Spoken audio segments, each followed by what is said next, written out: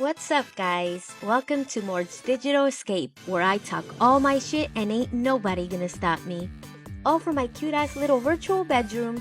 I'm Lydia Morde, your digital homegirl, and every week we're diving into my sober journey, reacting to wild-ass Reddit confessions, or sharing some insane stories I find from all over the internet. Who knows, maybe I'll throw in some reaction videos in the future. A ver qué pasa. So grab your blankie, light up that blunt de gelato, and come kick it with me. Alright, so for today's episode, I asked my Facebook followers to drop some confessions. I do not have a big following, so I didn't expect much, but I got 11 responses. And let me tell you, some of y'all did not understand the assignment. Some of y'all, what y'all did was straight up illegal. Wild as hell. Pero for real, gracias. It's been a busy ass 2 weeks. I finally hit the club after months, and dancing is definitely my therapy. People ask if being around alcohol is hard, and for me, not always. But I know it can be a daily struggle for others. I'm lucky to have an amazing support system that always checks in and respects my boundaries.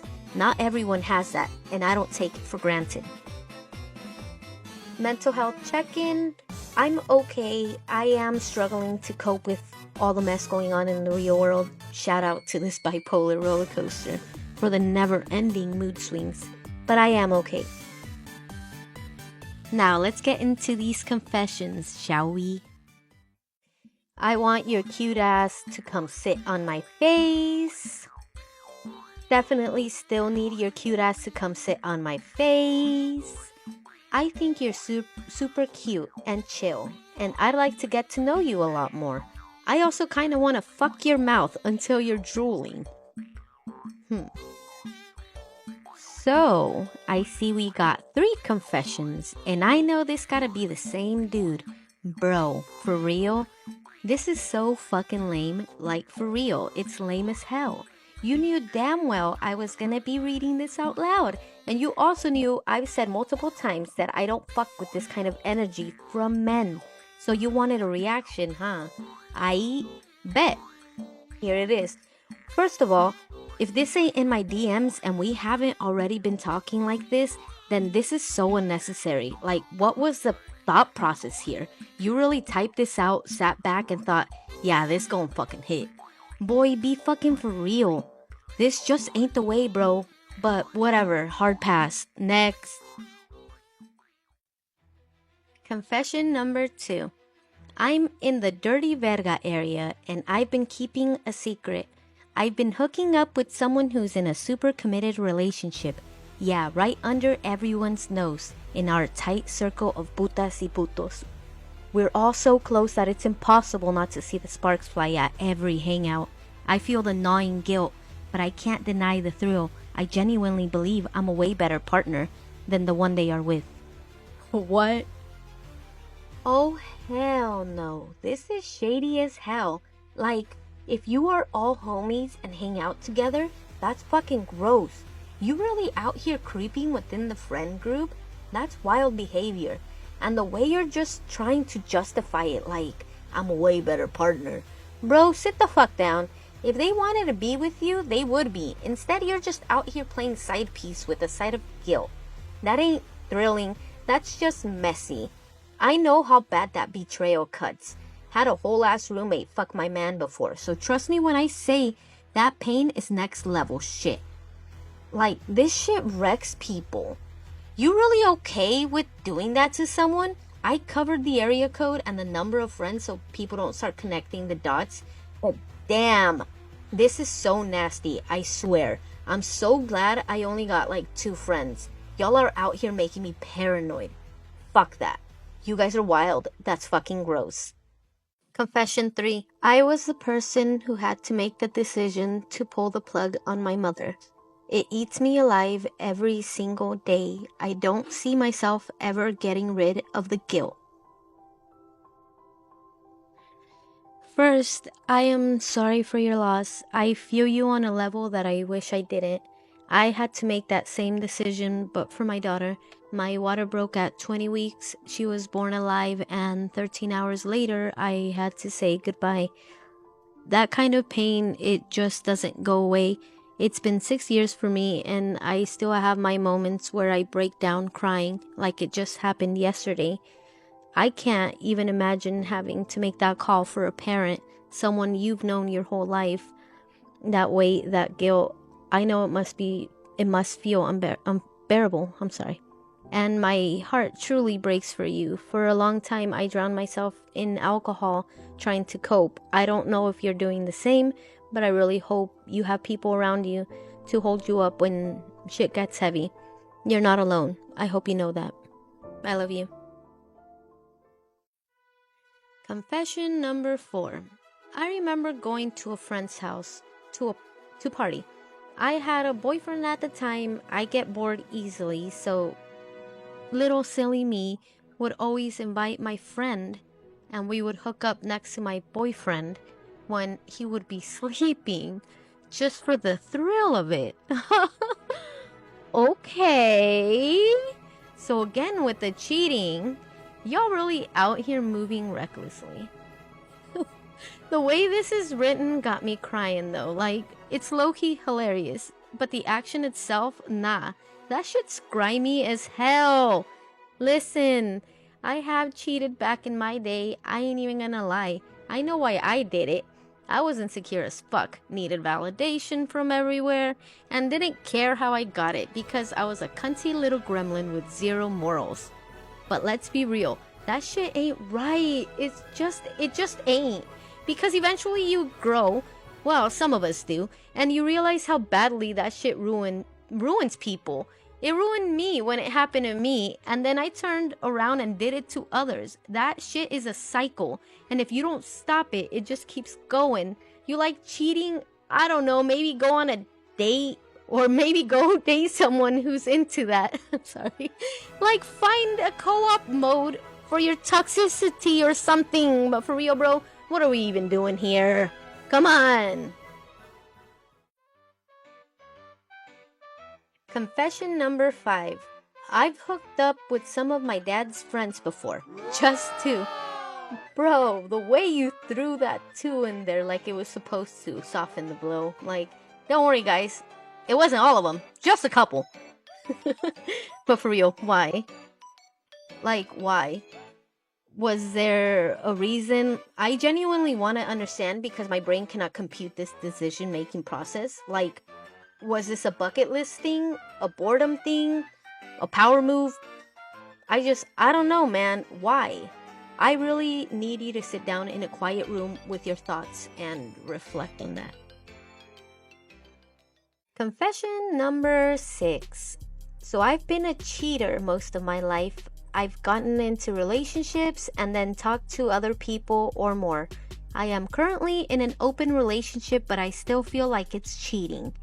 I want the excitement of getting caught, the excitement of doing something I'm not supposed to do.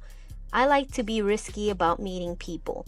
I want to find someone who wants the same thing. I was thinking with an open relationship it would be, but it's not. I want the thrill of doing it behind someone's back. Ew, another one. And listen, as someone who's been in the poly game, this shit is appalling. Like, I tried polyamory back in my day specifically because I didn't want to hurt my partner with my need for validation. I figured, if I'm struggling with monogamy, maybe this is the answer. He gets his fun, I get mine, and nobody gets hurt. Spoiler alert, that relationship didn't last, but I at least went into it with good intentions. And this is exactly why so many poly relationships don't work. Because people like you out here being cunty about it. Like, you say you're in an open relationship, but what you really want is to sneak around and betray someone? That's not poly. That's just being a cunt. And I swear, I am so fucking glad I'm not doing this shit anymore because gross. Just fucking gross. But for real, go see a fucking therapist, bro. Like, dead ass, dude, go see a fucking therapist. Confession number 7. I remember buying drugs from someone and made my own mother take me there because I couldn't drive. I just told her my friend owed me money. You really had your own mom unknowingly Uber you to a drug deal? That's fucking wild. I could never. My mom would have figured that shit out immediately. Like, the second I got back into the car, she'd be hitting me with the, "Mija, why does your friend owe you money? What kind of money? Why did you have to pick it up in this shady ass place? Who was that?" I wouldn't have lasted 5 fucking seconds before crumbling under pressure. But you really just sat there calm as hell, letting your mom chauffeur you to crime. That's another level of bold I will never reach. Confesión número 8. Me and a friend were hanging out and we had some coke, meth, and alcohol. And we finished it and decided we needed some more. So we drove to the person's house, I think, and something went wrong. There was fighting involved and I got punched. And I had a pocket knife and stabbed that person in the leg. We got the drugs and dipped. Never knew what happened to that guy. Never went back. LOL. Like, I don't even know where to start with this one. Y'all really had the coke, meth, and alcohol combo going. Then decided, you know what this night needs? A little stabbing. And the way you just casually said, "Yeah, I had a pocket knife, so I stabbed him in the leg. Anyway, we got the drugs and dipped." Like, hello? You don't even know what happened. The guy never checked, never looked back, just stabbed and dashed. That's some GTA side mission shit. I honestly got nothing. This is beyond my realm of comprehension. Wild doesn't even begin to cover it. Vergosos. Final confession. I sent my sister to jail. Not because I hated her, but because she was a heavy drug user. Our whole family was scared she would end up dead in a ditch somewhere, left behind by whatever random dude got to hang out with her that night. My sister had a habit of going out, getting fucked up, and driving home. She had crashed her cars a few times, and honestly, we were all just fucking scared. This one day, she left for a trip out of town. She was completely fucked up. The moment she stepped out of that house, I called 911 and had informed them of what was going on. Gave them the license plate, and that was it. We all tried multiple times to get her to give us the keys, to get her to stop driving at least. Nothing worked. They pulled her over and found drugs in the car. She spent time in jail. It was her 3rd DWI.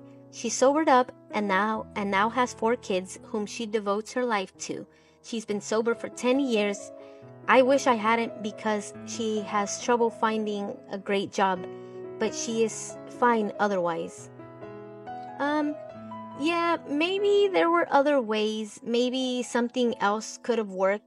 But when you're in full-blown panic mode, watching someone you love self-destruct, it's hard to think straight. You just want them alive, and in that moment, calling the cops probably felt like the only option left.